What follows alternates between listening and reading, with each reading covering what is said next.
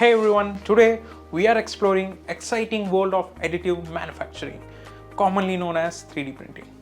We'll look into the different types of additive manufacturing, the common materials used, how they applied across various industries. Let's dive in.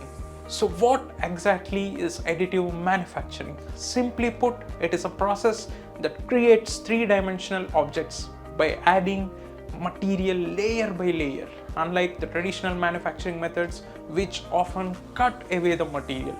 Additive manufacturing builds object from ground up. Now let's explore different types of additive manufacturing and common materials used in each. First, we have fused deposition molding or FDM. This method melts a thermoplastic filament and extrudes it through a nozzle to build an object layer by layer. It commonly used to materials like PLA, ABS, PETG, making it popular choice for prototyping and hobbyist projects. Next up is stereolithography or SLA. SLA uses a UV laser to cure a liquid resin into solid layers, which allow for higher detailed parts. Typically, this method works with the photopolymer resins and which is widely used in rapid prototyping, especially for applications in dental and jewelry fields. Moving on, there is selective laser sintering or SLS. This technique uses a laser to fuse powdered materials like nylon into solid layers, ideal for complex and functional parts. It often utilizes material like nylon, polymers, and even metals, making it suitable for intricate designs. Following that, we have direct metal laser sintering or DMLS.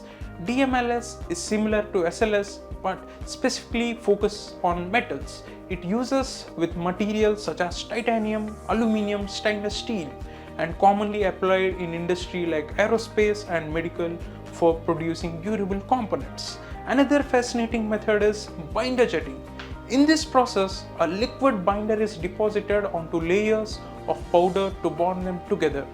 It often involves material like sand, metal powders, ceramics, and is particularly useful for creating sand molds and metal parts. Finally, there is material jetting. This method sprays droplets of material to build up layers, similar to inkjet printing. It typically uses photopolymers and wax, making it ideal for creating multi-material parts and prototypes. Additive manufacturing is revolutionizing various industries. Let's look at some of its key applications. To begin with, we have prototyping. AM allows for rapid development and quick iterations, significantly reducing the time for concept to prototype. Another application is custom production. It enables the creation of personalized items like custom prosthetics or dental implants tailored to the individual needs. Then there is complex geometry. With AM, manufacturers can produce intricate shapes and internal structures that are challenging to achieve with traditional methods. Also worth mentioning is tooling and fixtures. Custom tools and jigs can be produced quickly and cost effectively using AM. In aerospace and automotive sectors, lightweight components that maintain strength are critical for performance and fuel efficiency. AM also allows for on-demand spare parts and production. Moving into medical field, for customized implants to emerging bioprinting technologies, AM is making significant strides in healthcare. Lastly, let's not forget art and design. Artists and designers leverage AM to create unique pieces, exploring new creative possibilities. In summary, additive manufacturing is transforming the way we design and produce items across various industries.